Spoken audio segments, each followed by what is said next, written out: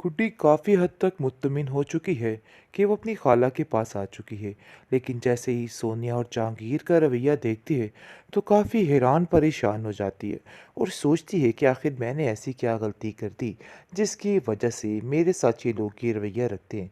जिस पर वो अपनी खाला से कहती है कि मैं जानती हूँ कि आपके लिए कितनी मुश्किल हो रही है मुझे यहाँ पे रख के, लेकिन यकीन मानिए मैं बहुत जल्द यहाँ से भी चली जाऊँगी।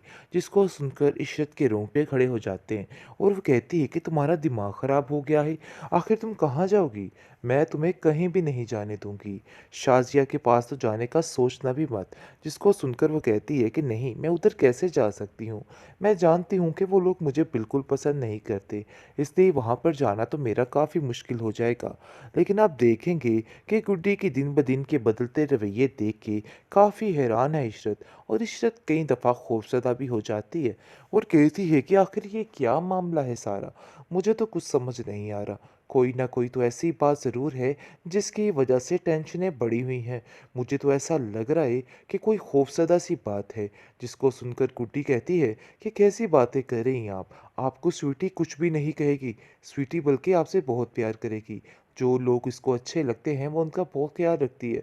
लेकिन जो लोग उसके साथ बुरा करते हैं वो भी उनके साथ बहुत बुरा करती है। आगे से इशरत कहती है कि आखिर स्वीटी में ऐसा क्या है? कैसी बातें कर रही हो तुम?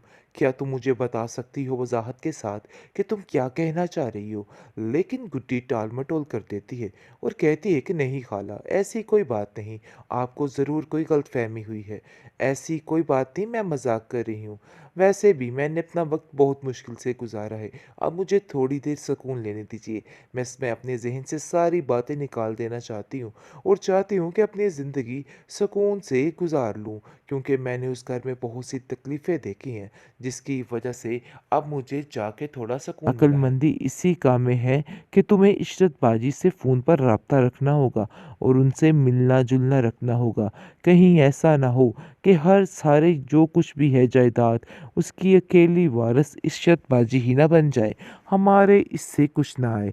इसलिए मेरा तो दिल है कि बहुत जल्द उसको हम वापस ले आएँ, ताकि सारा कुछ अच्छे तरीके से हो सके।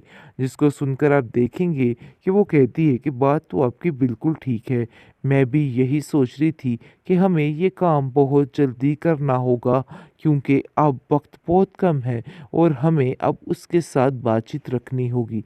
इसलिए वो बार बार कॉल करती है और इशरत भी काफ़ी हैरान होती है कि आखिर शाज़िया इतनी ज़्यादा मुझसे अटैच कैसे हो रही है। हालांकि जहांगीर ने तो उसके शोर के साथ बहुत ही बुरा किया है, लेकिन फिर भी इतने मीठे अंदाज से बात करना बहुत ही मुश्किल काम है। तो आखिर ये मुश्किल काम कैसे सरअंजाम दे देती है। लेकिन आप देखेंगे जी, बहुत ज़्यादा परेशान हो चुका है औरंगज़ेब, क्योंकि वो जान चुका है कि उसका अब कोई भी हल नहीं है और कुछ ना कुछ तो ऐसा होगा जिसकी वजह से तमाशे लगेंगे।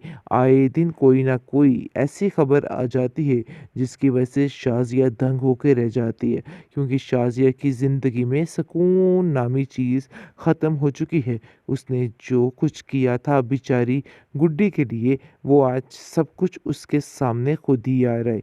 इस बात को लेके वो काफ़ी ज़्यादा हैरान और परेशान है कि आखिर उसके साथ क्या हो गया? आखिर कब तक वो ऐसे ही रहेगी?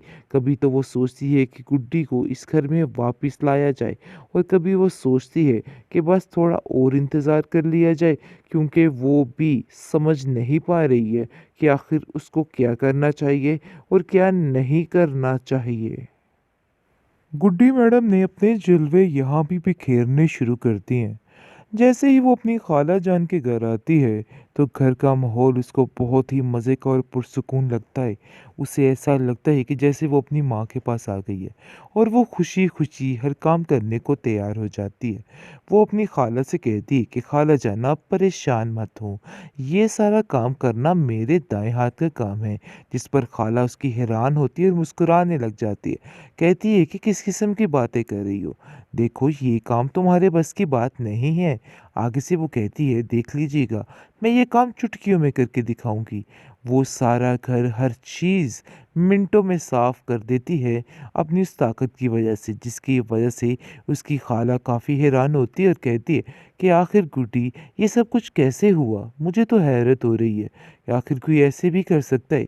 क्योंकि जबकि वो इस घर में आई है, काफ़ी चौंका देने वाली बातें करती है, जिसकी वजह से बहुत ज़्यादा हैरान हो चुकी है इशरत और सोचती है कि आखिर क्या वजह है? मुझे खुद को समझ नहीं आ रही है।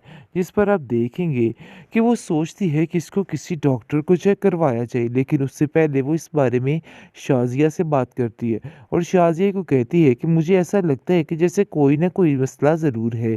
शाज़िया जो है वो कहती है कि मैं खुद इस बात पर हक्की-बक्की रह जाती थी और काफ़ी ज़्यादा परेशान भी होती थी कि ऐसा ही है, आप बिल्कुल ठीक कह रही हैं।